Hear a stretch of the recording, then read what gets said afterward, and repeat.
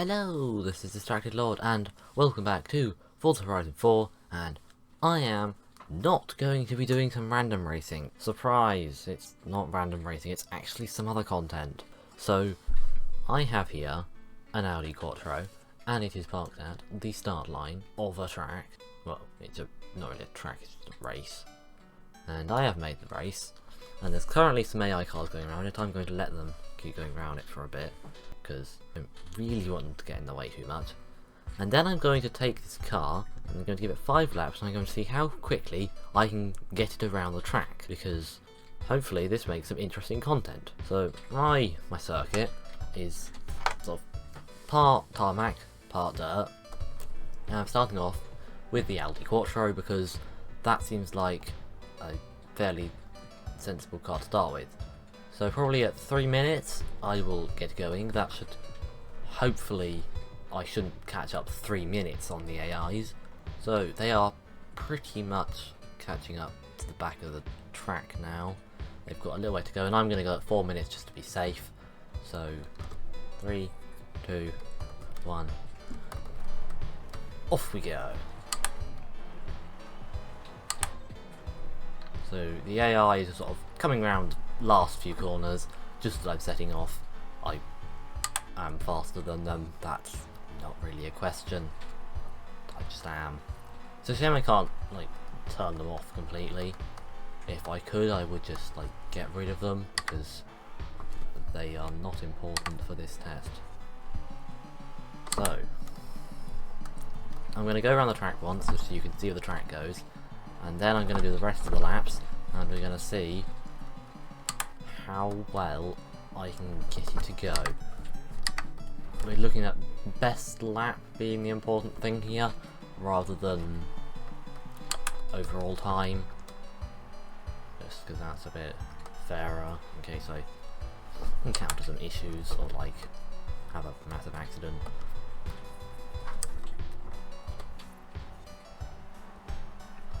So the track mostly loops around this part of the map. It goes around, I think it kind of is mostly tarmac. A lot of the tarmac is quite high speed, what the dirt is a bit lower speed.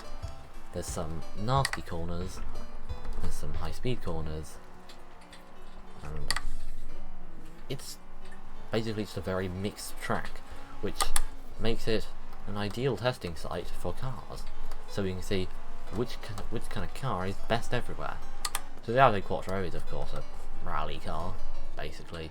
This isn't like a full rally spec, but it's a Quattro. It can't do badly. I'm not just saying that because I like the Quattro. I do like the Quattro. It is a cool car. If you were to give me one in real life, I would gladly take it. But to be honest, I would gladly take pretty much any car you were to give me. I might just sell it. So the laps are quite long, sort of 3 minutes, 4 minutes in this class. So this car is B class, 620 PI, I believe. So it's not massively fast. It's not particularly a new car. I wouldn't expect it to be able to go that fast in relation to some of the cars in this game, but it's not slow by any means. So this is the main sort of high-speed tarmacy bit.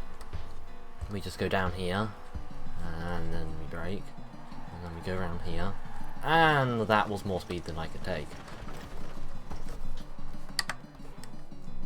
And then we come up here,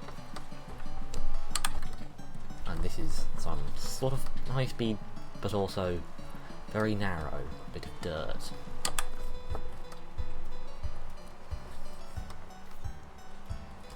Just fenced in, literally. And then we have a weird chicane thing that you go through here. Again, that's a little too much speed. And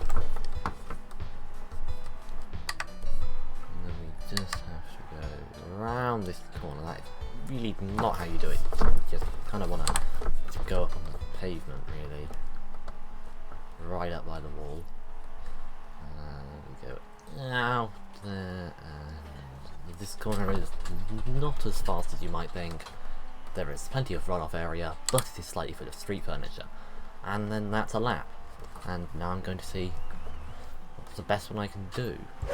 Here is my best lap with the Quattro, and this is going to be exciting for some of it, and this bit is not so much.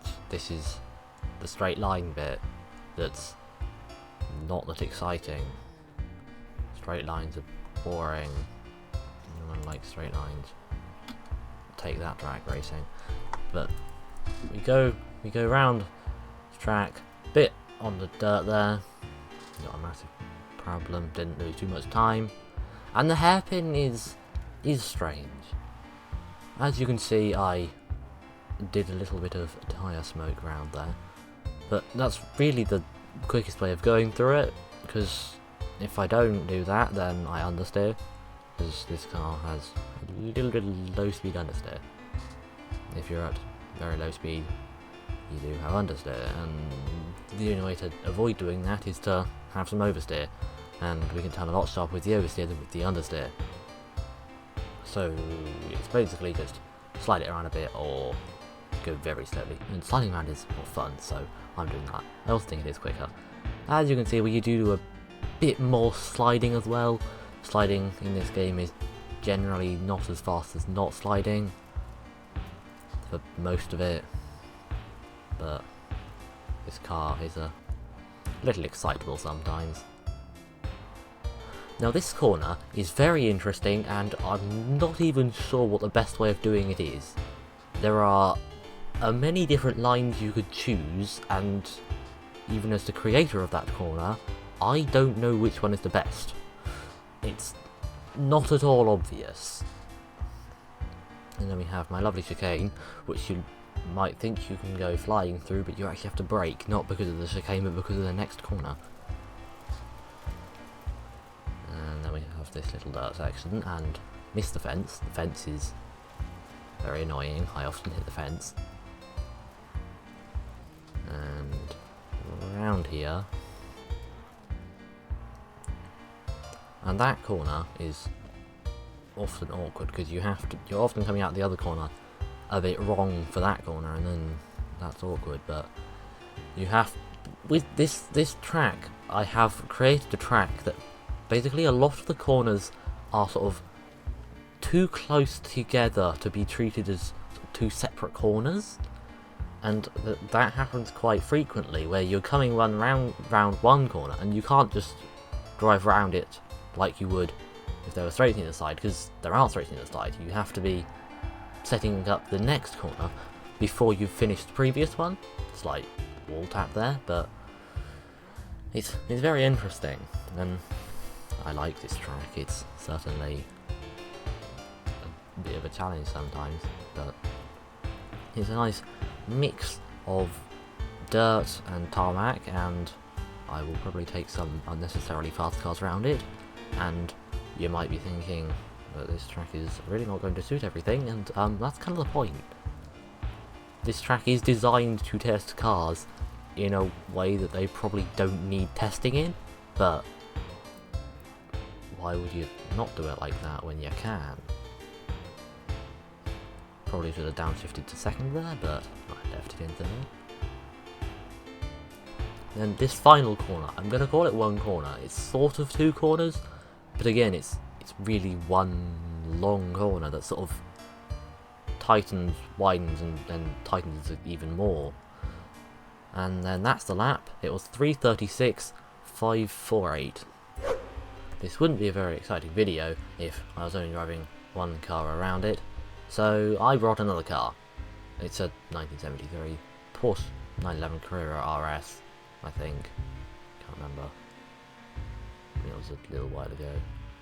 Well, I say a little while ago. It was yesterday I drove it, because I'm efficient.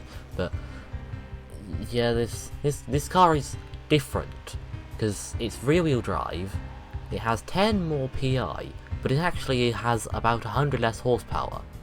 And that might not sound like much for a modern Porsche, but this Porsche has just over 200.